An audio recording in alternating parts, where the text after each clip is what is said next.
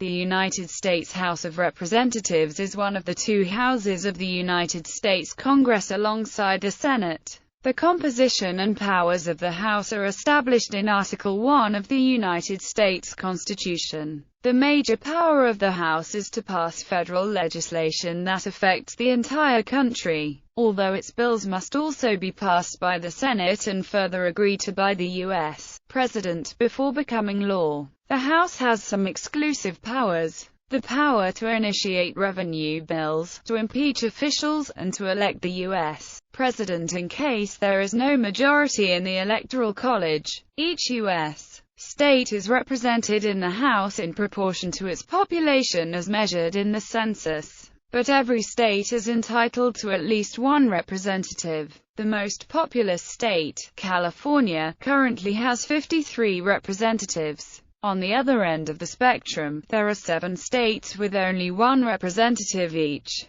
The total number of voting representatives is fixed by law at 435. In addition, there are 6 non-voting representatives who have a voice on the floor and a vote in committees, but no vote on the floor. The Speaker of the House, who presides over the chamber, is elected by the members of the House, and is therefore traditionally the leader of the House Democratic Caucus or the House Republican Conference, whichever party has more voting members. The House meets in the South Wing of the United States Capitol. History. Under the Articles of Confederation, Congress was a unicameral body in which each state held only one vote. After 8 years of a more limited federal government under the Articles, numerous political leaders, such as James Madison and Alexander Hamilton, initiated the Constitutional Convention in 1787, which received the Confederation Congress's permission to amend the Articles of Confederation. All states except Rhode Island agreed to send delegates. The issue of how to structure Congress was one of the most divisive among the founders during the convention. Edmund Randolph's Virginia plan called for a bicameral Congress. The lower house would be, of the people, elected directly by the people of the United States and representing public opinion, and a more deliberative upper house that would represent the individual states, and would be less susceptible to variations of mass sentiment, would be elected by the lower house. The House is referred to as the lower house, with the Senate being the upper house, although the United States Constitution does not use that terminology. Both houses' approval is necessary for the passage of legislation. The Virginia Plan drew the support of delegates from large states such as Virginia, Massachusetts, and Pennsylvania, as it called for representation based on population. The smaller states, however, favored the New Jersey Plan, which called for a unicameral Congress with equal representation for the states. Eventually, the convention reached the Connecticut Compromise, or the Great Compromise, under which one house of Congress would provide representation proportional to each state's population, whereas the other would provide equal representation amongst the states. The Constitution was ratified by the requisite number of states in 1788, but its implementation was set for March 4, 1789. The House began work on April 1, 1789, when it achieved a quorum for the first time. During the first half of the 19th century, the House was frequently in conflict with the Senate over regionally divisive issues, including slavery.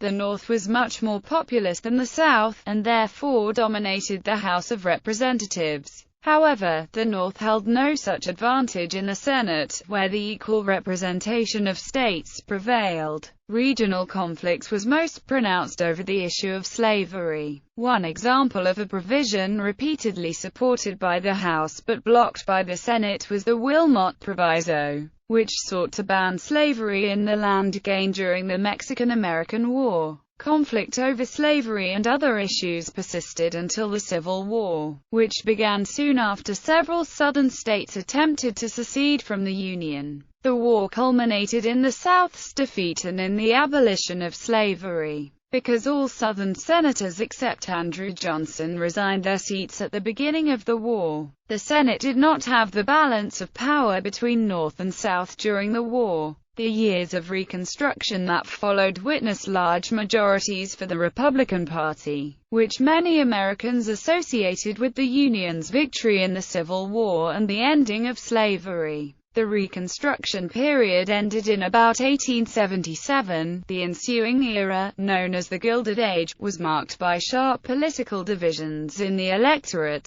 The Democratic and the Republican Party held majorities in the House at various times. The late 19th and early 20th centuries also saw a dramatic increase in the power of the Speaker of the House. The rise of the Speaker's influence began in the 1890s, during tenure of Republican Thomas Brackett Reed. Czar Reed, as he was nicknamed, attempted to put into effect his view that the best system is to have one party govern and the other party watch. The leadership structure of the House also developed during approximately the same period, with the positions of Majority Leader and Minority Leader being created in 1899. While the Minority Leader was the head of the minority party, the Majority Leader remained subordinate to the Speaker. The speakership reached its zenith during the term of Republican Joseph Gurney Cannon, 1903 to 1911. The powers of the Speaker included chairmanship of the influential Rules Committee and the ability to appoint members of other House committees. These powers, however, were curtailed in the Revolution of 1910, because of the efforts of Democrats and dissatisfied Republicans who opposed Cannon's arguably heavy-handed tactics. The Democratic Party dominated the House of Representatives during the administration of President Franklin D. Roosevelt, often winning over two-thirds of the seats. Both Democrats and Republicans were in power at various times during the next decade. The Democratic Party maintained control of the House from 1955 until 1995. In the mid-1970s, there were major reforms of the House, strengthening the power of subcommittees at the expense of committee chairs and allowing party leaders to nominate committee chairs. These actions were taken to undermine the seniority system, and to reduce the ability of a small number of senior members to obstruct legislation they did not favor. There was also a shift from the 1990s to greater control of the legislative program by the majority party. The power of party leaders grew considerably. The Republicans took control of the House in 1995, under the leadership of Speaker Newt Gingrich. Gingrich attempted to pass a major legislative program, the Contract with America, on which the House Republicans had been elected, and made major reforms of the House, notably reducing the tenure of committee chairs to 3 two-year terms. Many elements of the contract did not pass Congress, were vetoed by President Bill Clinton, or were substantially altered in negotiations with Clinton. The Republicans held on to the House until 2006, when the Democrats won control and Nancy Pelosi was subsequently elected by the House as the first female Speaker. The Republicans retook the House in 2011, the largest shift to power since the 1930s. Membership, qualifications and apportionment. Apportionment under Article 1, Section 2 of the Constitution. Seats in the House of Representatives are apportioned among the states by population, as determined by the census conducted every 10 years. Each state, however, is entitled to at least one representative. The only constitutional rule relating to the size of the House states, the number of representatives shall not exceed 1 for every 30,000, but each state shall have at least one representative. Congress regularly increased the size of the House to account for population growth until it fixed the number of voting House members at 435 in 1911. The number was temporarily increased to 437 in 1959 upon the admission of Alaska and Hawaii, and returned to 435 4 years later, after the reapportionment consequent to the 1960 census. The Constitution does not provide for the representation of the District of Columbia or of territories. the District of Columbia and the territories of Puerto Rico, American Samoa, Guam, the Northern Mariana Islands, and the U.S. Virgin Islands are each represented by one non-voting delegate.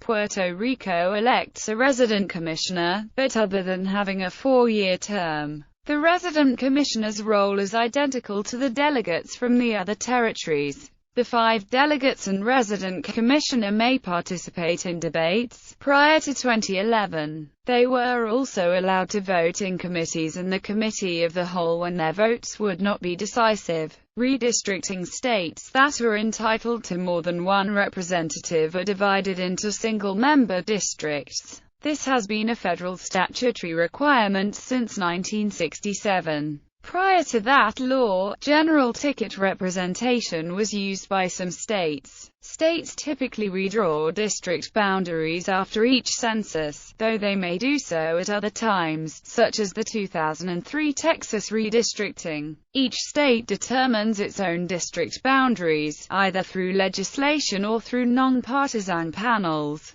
Malapportionment is unconstitutional and districts must be approximately equal in population. Additionally, Section 2 of the Voting Rights Act of 1965 prohibits redistricting plans that are intended to, or have the effect of, discriminating against racial or language minority voters. Aside from malapportionment and discrimination against racial or language minorities, federal courts have allowed state legislatures to engage in gerrymandering for the benefit of political parties or incumbents. In a 1984 case, Davis v. Bandema, the Supreme Court held that gerrymandered district could be struck down on the basis of the Equal Protection Clause. But the court did not articulate a standard for when districts are impermissibly gerrymandered. However, the court overruled Davis in 2004 in Vith v. Jubilera, and court precedent currently holds gerrymandering to be a political question. Qualifications. Article 1, Section 2 of the Constitution sets 3 qualifications for representatives. Each representative must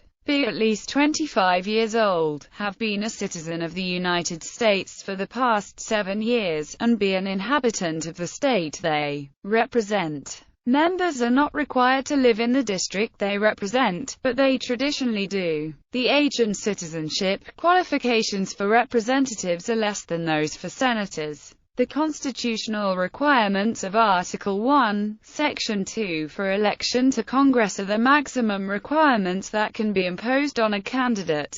Therefore, Article 1, Section 5, which permits each house to be the judge of the qualifications of its own members, does not permit either house to establish additional qualifications. Likewise, a state could not establish additional qualifications. Disqualification. Under the 14th Amendment, a federal or state officer who takes the requisite oath to support the Constitution, but later engages in rebellion or aids the enemies of the United States, is disqualified from becoming a representative. This post-Civil War provision was intended to prevent those who sided with the Confederacy from serving. However, disqualified individuals may serve if they gain the consent of 2/3 of both houses of Congress. Elections for representatives are held in every even-numbered year, on Election Day, the first Tuesday after the first Monday in November. By law, representatives must be elected from single-member districts by plurality voting. After a census is taken, the year ending in 2 is the first year in which elections for U.S. House districts are based on that census.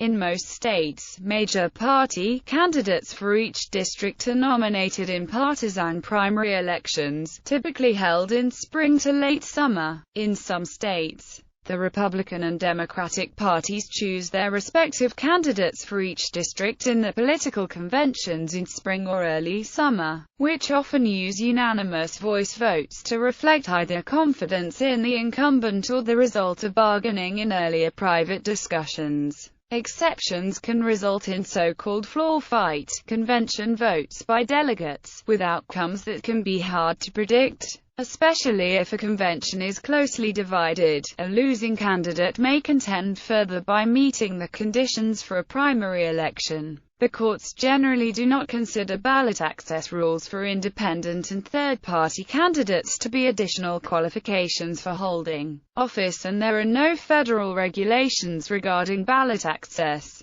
As a result, the process to gain ballot access varies greatly from state to state, and, in the case of a third party, may be affected by results of previous year's elections. In 1967, the United States Congress passed the Uniform Congressional District Act, which requires almost all representatives be elected from single-member districts. Following the Wesbury v. Sanders decision, Congress was motivated by fears that courts would impose at-large plurality districts on states that did not redistrict to comply with the new mandates for districts roughly equal in population, and Congress also sought to prevent attempts by southern states to use such voting systems to dilute the vote of racial minorities. Several states have used multi-member districts in the past, although only 2 states used multi-member districts in 1967. Hawaii and Maine were made exempt from the Uniform Congressional District Act, and are free to use multi-member districts, although neither state chooses to do so. Louisiana is unique in that it holds an all-party primary election on the general election day, with a subsequent runoff election between the top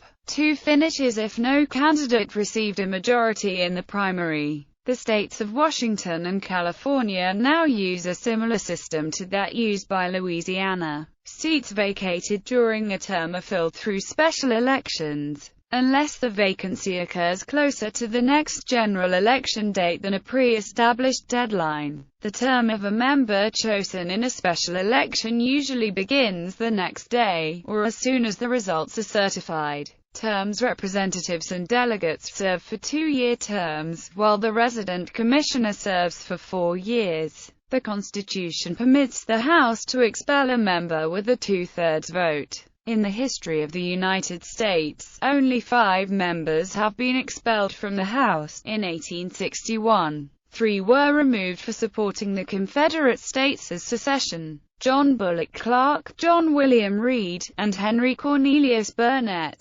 Michael Myers was expelled after his criminal conviction for accepting bribes in 1980, and James Traficant was expelled in 2002 following his conviction for corruption. The House also has the power to formally censure or reprimand its members. Censure or reprimand of a member requires only a simple majority, and does not remove that member from office. Non-voting delegates. Additionally, Washington, D.C., and the 5 inhabited U.S. territories each elect a non-voting delegate, with the exception of the resident commissioner of Puerto Rico. Each representative and delegate serves for a 2-year term. They have a voice on the floor, but cannot vote there. They have a voice and a vote on the committees. Comparison to the Senate. As a check on the regional, popular, and rapidly changing politics of the House, the Senate has several distinct powers. For example, the advice and consent powers are a sole Senate privilege. The House, however, has the exclusive power to initiate bills for raising revenue, to impeach officials,